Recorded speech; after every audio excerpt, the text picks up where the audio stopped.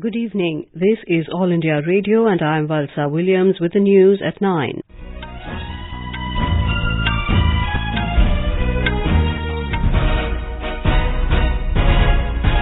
The headlines. First ever pink ball day and night cricket test underway at Eden Gardens Kolkata. Bangladesh bundled out for 106 runs. India off to a solid start with 174 for 3 at stumps. Shiv Sena, NCP and Congress continue discussion over government formation in Maharashtra. Jammu and Kashmir achieves highest road length of more than 11,000 kilometres under Prime Minister Gramin Sadak Yojana. Over 7 crore farmers in the country benefited under Pradhan Mantri Kisan Samman Nidhi. Government to reduce carbon emission intensity by 35%, says Environment Minister Prakash Javadekar. Indian pacers dished out a splendid performance to bundle out Bangladesh for 106 in their first innings on the opening day of their maiden day-night test in Kolkata today. Ishant Sharma claimed 5 wickets, Umesh Yadav snapped 3, while Mohammad Shami bagged 2. India were 174 for 3 at stumps. Skipper Virat Kohli with 59 and Ajinkya Rahane with 23 were at the crease. Earlier, Bangladesh won the toss and elected to bat first. What makes this test match important is the fact that for the first time, pink ball is being used in the day-night test in India in place of the usual red ball to have better visibility under bad light. Bangladesh Prime Minister Sheikh Hasina and West Bengal Chief Minister Mamata Banerjee inaugurated the 5-day match in the presence of BCCI President Sourav Ganguly, Bangladesh Cricket Board President Nazmul Hasan Papon and other dignitaries. Shiv Sena, NCP and Congress today continued their discussions on government formation in Maharashtra. A joint meeting over government formation modalities between the three parties was held in Mumbai this evening. The senior leaders of the three parties, including Ahmed Patel and Mallikarjun Kharge of the Congress, Shiv Sena President Uddhav Thackeray and MP Sanjay Raut, NCP President Sharad Pawar and Jayant Patil were present at the meeting. Talking to reporters after the meeting, NCP President Sharad Pawar said there is a consensus that Sena Chief Uddhav Thackeray should lead the new government in Maharashtra. More from our correspondent. Though the suspense over finalization of new alliance government in Maharashtra still unrevealed, NCP Supremo Sharad Pawar hinted that Uddhav Thackeray could become the next Chief Minister. However, without commenting on it, Shiv Sena Chief maintained that the talks are heading towards right direction as many unsolved issues were discussed today. The first ever three-party prolonged deliberation concluded in Mumbai this evening. The meeting was a part of efforts by the three parties to evolve a consensus on development agenda for governance for the prospective ruling coalition. The draft of CMP and power sharing arrangement worked out by the Congress and NCP was main agenda of the discussion with the Shiv Sena leadership. The joint press conference is likely to be called tomorrow. Nivedita Bhorkar, AIR News, Mumbai. Jammu and Kashmir has achieved the highest PM-KISAN road length in the country during the current year so far. During the current fiscal, around 11,400 kilometres of different road projects against the total sanctioned length of 19,700 kilometres. Consequently, against the sanctioned 2,214 habitations, 1,838 habitations have been provided connectivity as on date, which include 101 habitations connected during the current fiscal. Similarly, under the Central Road Fund, 88 schemes have been completed, which include 22 bridges and 66 roads. In Jammu and Kashmir, on the growing public demand, railway authorities have extended the timing of the train services from 8:30 a.m. till 5 p.m. on the Baramulla-Banihal section. This would benefit the people and allow more commuters to use the service who had been demanding extension in timings of train services. Today, there were 14 train services between various stations on the railway line in Kashmir, while as from tomorrow onwards, there would be 16 services daily between various stations on the railway line in Kashmir. The train services are now fully operational in Kashmir. The security agencies have already given a green signal to the extension in train timings, and in view of this, the railway authorities would be running 16 services daily from tomorrow from Banihal to Baramulla. This move is being welcomed by the people who say there has been a significant improvement in the situation on ground in Kashmir. Nasir Rathir, AR News, Jammu. Still with Jammu and Kashmir, an army soldier was killed after slipping down a snowy slope along the line of control during patrolling in North Kashmir's Kupwara district today. Security sources said the Jawan, identified as Naik Pyara Ram of 8 Jat Battalion, slipped during patrolling in Gugaldara Keren sector along the LOC in Frontier district this morning. They said after slipping down he fell into a deep gorge, sustaining fatal injuries. Later, he succumbed to injuries at a medical facility. Crops in around 64 lakh hectares have been damaged due to flood and landslides during the southwest monsoon this year. This was stated by the Agriculture and Farmers Welfare Minister Narendra Singh Tomar in a written reply in the Rajya Sabha today. Tomar said 15 states suffered due to the monsoon and the most damage was reported in Rajasthan, followed by Karnataka and Uttar Pradesh. The government today reiterated that there will be no privatization of the Indian Railways.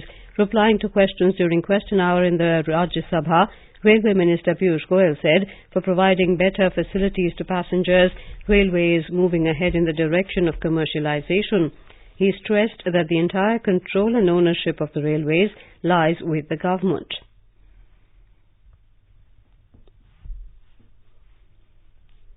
If there are private parties who are willing to invest and come and run on the existing system, which will continue always to be owned by the Indian Railways, our intention is to give better service and benefits, not at all to privatize the Indian Railways. Indian Railways is and will always continue to be the property of India and the people of India.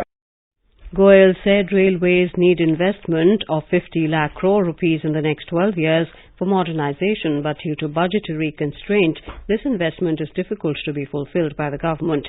The minister also informed that 1,149 railway stations have been developed under the Adarsh Station scheme by the end of last month. This is All India Radio giving you the news. For quick news updates, visit our News on AIR app and follow us on Twitter at AIR News Alerts. You can also visit our website www.newsonair.com. Over 7 crore farmers have been benefited under Pradhan, Mantri, Kisan, Samman, Nidhi, PM-KISAN. Under this scheme, 6,000 rupees per year are being given in 3 installments to the farmers. In a written reply in the Rajya Sabha, Agriculture and Farmers Welfare Minister Narendra Singh Tomar said from the 1st of December this year, release of benefits will be made to beneficiaries only on the basis of Aadhaar authenticated data under this scheme. He further said, as per the instructions of the central government, state governments have organized publicity and awareness campaign to ensure that Aadhaar-based authenticated data must be used to provide benefit to the beneficiaries. He informed that over 1 crore 67 lakh farmers in Uttar Pradesh have benefited under the scheme, which is the highest among all the states. Minister for Environment, Forest and Climate Change Prakash Javadekar today stressed the need to work daily to fight the menace of air pollution. He said this while replying to a discussion in the Lok Sabha on air pollution and climate change. Mr. Javadekar said the government has changed the various parameters to check pollution.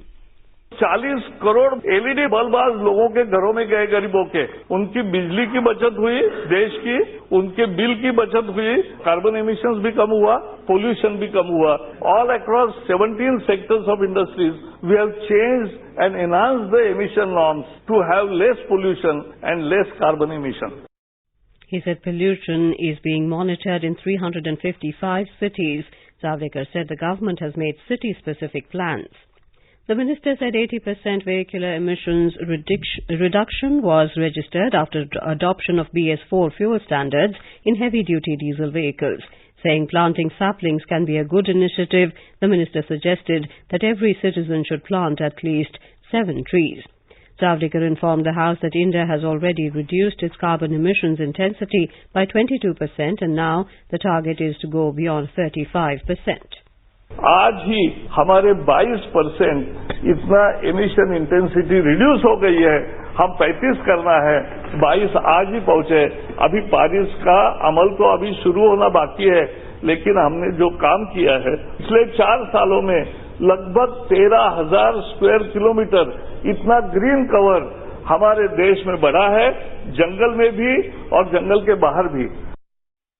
The minister said a number of initiatives have been taken for the abatement and control of air pollution, including operationalization of Eastern Peripheral Expressway and Western Peripheral Expressway in 2018. The government has approved setting up of 6 plastic parks in different parts of the country. These parks will have an ecosystem with state-of-the-art infrastructure building and enabling common facility to consolidate and synergize the capacities of the domestic downstream plastic processing industry. These parks are located in Assam, Madhya Pradesh, Odisha, Jharkhand and Tamil Nadu.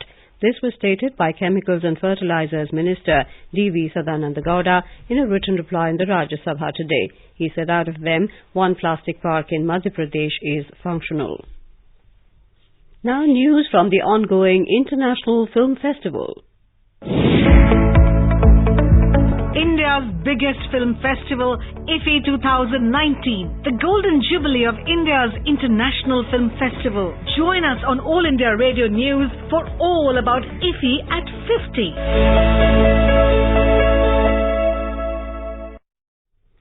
The International Film Festival of India, IFFI, in Goa is celebrating a retrospective of legendary British filmmaker Ken Loach.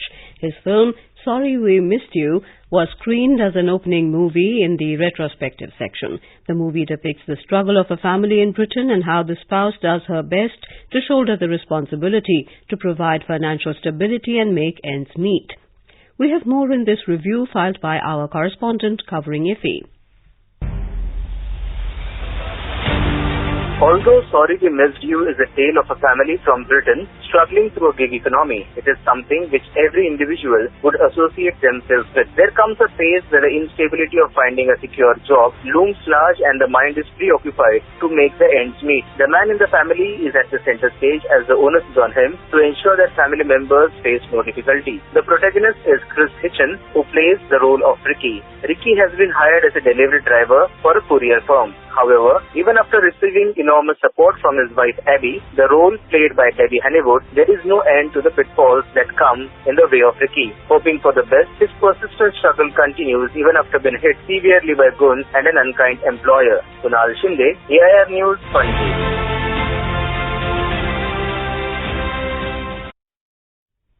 India and China will jointly hold 70 celebratory activities to mark the 70th anniversary of establishment of diplomatic ties between the two nations. External Affairs Ministry said the year-long activities starting from 2020 will demonstrate the historic connect between the two civilizations as well as growing bilateral relations. Prime Minister Narendra Modi and Chinese President Xi Jinping had agreed to organize 70 celebratory activities in both countries during their second informal summit in Chennai last month. These activities will further deepen people-to-people exchanges at all levels, including between legislatures, businesses, academics, cultural and youth organizations, as well as the defense forces. In Sri Lanka, a new cabinet comprising 15 ministers was sworn in by President Gotabaya Rajapaksa after change of government following Saturday's presidential elections. New Prime Minister Mahinda Rajapaksa has been given the portfolio of finance and urban development among others, while Dinesh Gunawardena is the new foreign minister. President Gotabaya said the interim cabinet will be in place till the next parliamentary election. He said state ministers will be appointed on Monday. And now, before we end the bulletin, the headlines once again. First ever pink ball day and night cricket test underway at Eden Gardens Kolkata. Bangladesh bundled out for 106 runs. India off to a solid start with 174 for 3 at stumps. Shiv Sena, NCP and Congress continue discussion of a government formation in Maharashtra. Jammu and Kashmir achieves highest road length of more than 11,000 kilometres under Prime Minister Gramin Sadak Yojana. Over 7 crore farmers in the country benefited under Pradhan, Mantri, Kisan, Samman, Nidhi. and government to reduce carbon emission intensity by 35%, says Environment Minister Prakash Javadekar. For details of these stories and more, log on to our website www.newsonair.com and News on AIR app. And that is all in the news at 9. Good night.